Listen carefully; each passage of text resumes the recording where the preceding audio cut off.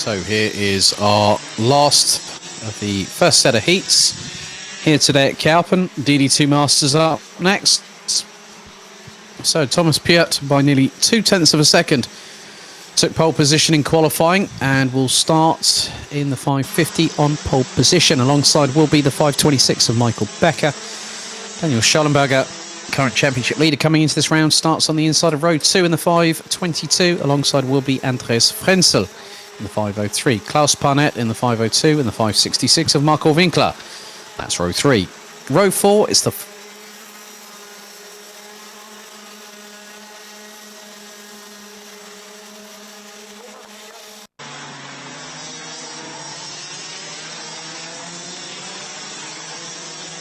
Stefan Epp, Konrad Bayer, Tanju Yildiz and Falco Birkholz complete the 14 strong drivers that are competing in this 10-minute plus an additional lap DD2 Masters race.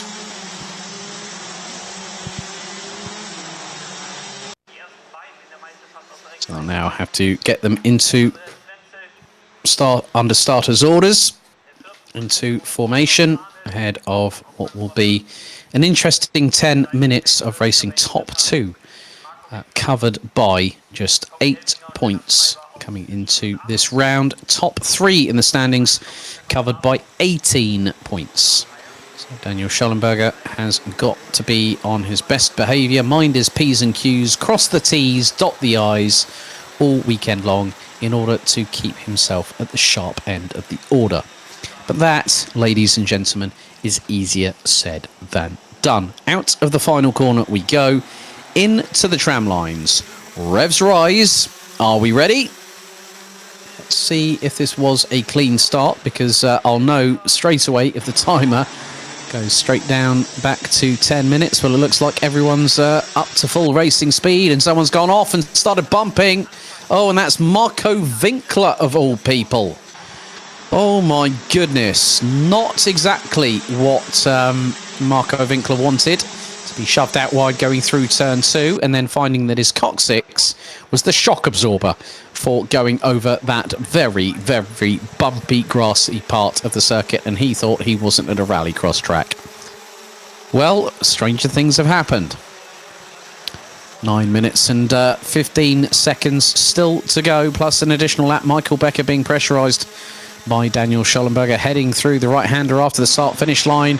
Through into turn 2 goes Schallenberger up the inside of Becker and takes second position. But Becker quickly on the offensive. Oh, Schallenberger runs wide.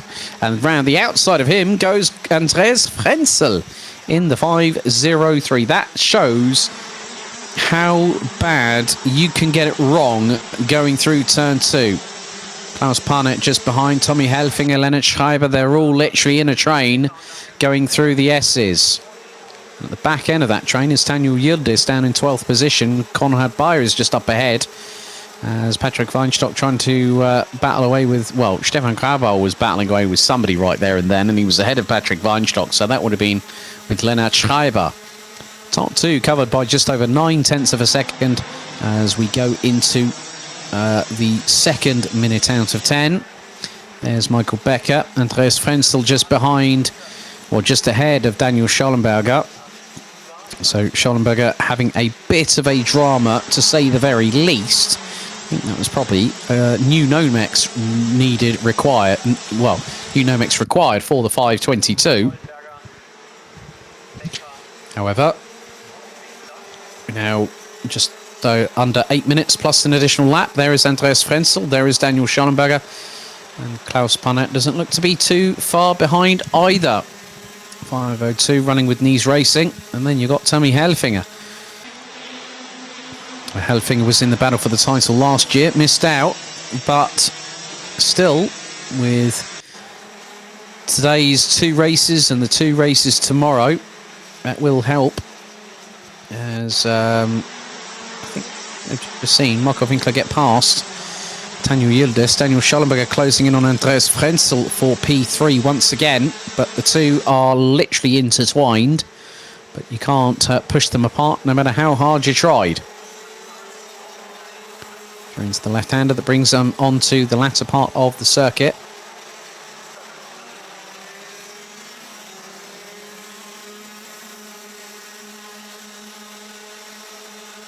So the gap between the two leaders, Thomas Piet leading by 1.4 seconds ahead of Michael Becker. Frenzel still battling away with Schollenberger for P3 on the road. Parnet, Helfinger, Grabau, Weinstock, Schreiber, Epp, Bayer, Winkler, Yildiz and Birkholz. That is the 14 runners and riders still on the circuit. We've got just under 6.5 minutes to go. Piet leads, but how much longer will he be extending that gap for at the end of 5 laps of racing? Well, he did a 45.411 second lap time after 4 laps. He crosses the line again. What's his lap time this time? 45.333. Gap now nearly 1.5 seconds back to Michael Becker, who has started dropping Andreas Frenzel and Daniel Schollenberger, with Schollenberger hell-bent still on getting P3 back after that moment earlier on, about 3 laps ago, where he went wide battling with Becker, and all of a sudden Frenzel was like a rat up a drain pipe and went round the outside of the 522. It seems like if you're the one that's actually behind another cart going through these S's, you get a hell of a momentum carry coming through, and Schollenberger really has found a bit more pace in the 522, and now he's closing in. It's not a case of when he's going to get past Andreas Frenzel. It's a case. Well, it's not a case of if. It's going to be a case of when does he pull the trigger? Does Daniel Schollenberger? That's easier said than done, because you've got one driver trying to go aggressive. You've got the other one on the defensive, trying to make the cart as wide as possible. That back axle will probably have back axle upon back axle to make it wide. Figuratively, not literally speaking, I might add. But still pretty good running between these two. We're halfway through the race, halfway to go, halfway still remaining, so just under 5 minutes plus an additional lap. And Michael Becker is trying to close in on Thomas Piet for the lead of the race. The gap last time round was 1.385 seconds. Has Becker been able to close on in? We're about to find out. He's shaved another 10th off. 45.224 is the fastest lap of the race, and it goes to Michael Becker. Gap now down to 1.262 seconds after 7 laps. We're on lap number 8. So very, very good run back towards the sharper end. Well, as if to the rather pointy end is what Michael Becker's trying to achieve here. He's closing in on Thomas Piet. That gap very soon could be less than a second. And when you get a little bit closer to the cart in front, you do get that sort of turbulent air that you're able to extract a little bit more out of the cart. Less throttle required, less tyres, less tyre degradation. Oh, now Michael Becker has just put in a 45.168. He's taken over 4 tenths out of Thomas Piet. And there goes Daniel Schollenberger. About time, sunshine. Up the inside of Andreas Frenzel to now take 3rd position. So just over 3.5 minutes to go. So now Schollenberger needs to push down on that throttle like crazy, within circumstantial reasoning, of course, to get past Michael Becker. But Becker is closing in on Piet. Becker is close towards the sharper end of the title picture.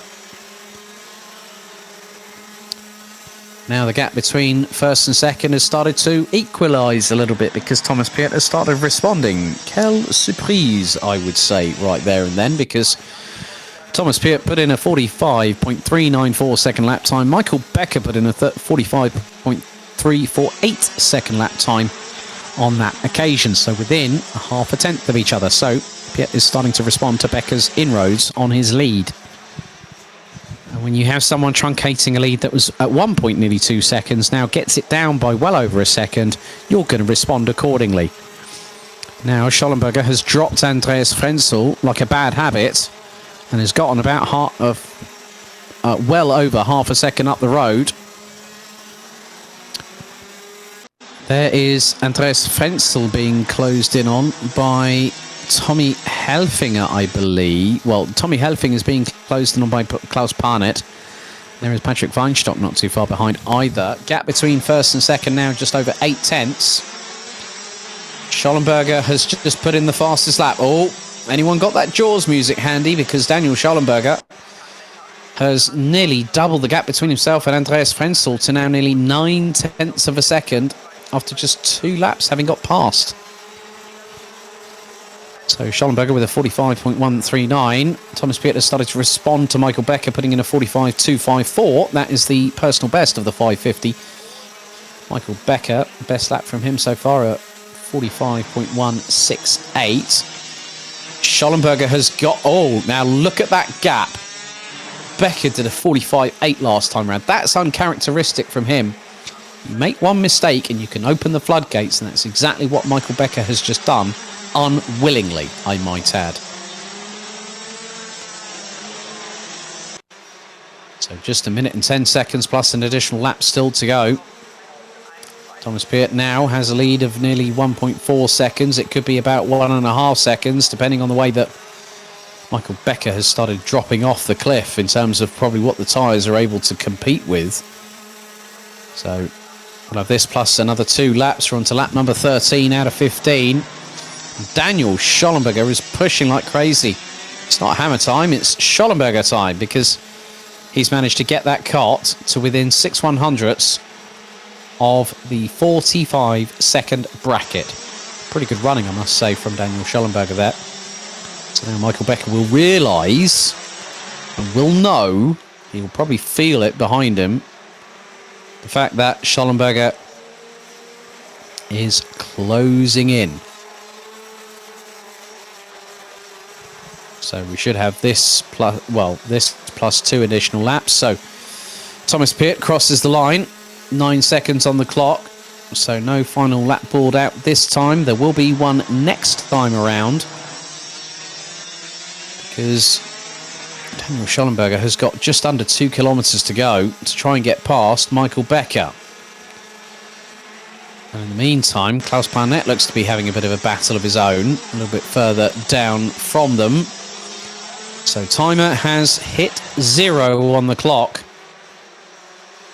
And Schollenberger now will get the sign that will be effectively the de facto hurry up, which means he will need to get past Michael Becker rather quickly.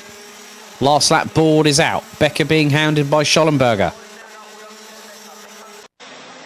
Into turn 1, now into 2. Schollenberger not close enough quite yet, but I would say probably through the twisty stuff, through the sweeping S's, he'll have a chance. Through 3.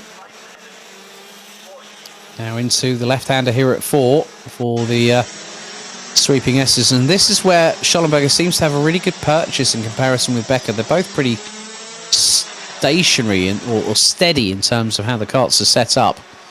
Schollenberger seems to have that little bit more pace, but he's fast running out of time. Becker looks over his left shoulder and knows that there's only a handful of corners, but Schollenberger could fire it up the inside through the final corner. But out of it comes Thomas Piet, who takes the victory in the heats. But between Becker and Schollenberger misses out by just under 0.3 of a second, so Michael Becker takes second place. Andreas Frenzel rounds out the top 4 ahead of FM Racing's Patrick Weinstock. Klaus Planet in 6th ahead of Stefan Grabau. Tommy Helfinger in 8th. Marco Winkler, who went rallycrossing a bit earlier. No, you're not in Höljes in Sweden like World RXs at the moment, Marco. You're in Kerpen at the moment on your kart. 9th. Stefan Epp in 10th. Lennart Schreiber in 11th. Konrad Bayer in 12th ahead of Daniel Yildiz, with Falco Birkoltz running at the 14 strong, but a pretty good win there for Thomas Piet in the 550 on the Praga chassis here at Kerpen in DD2 Masters.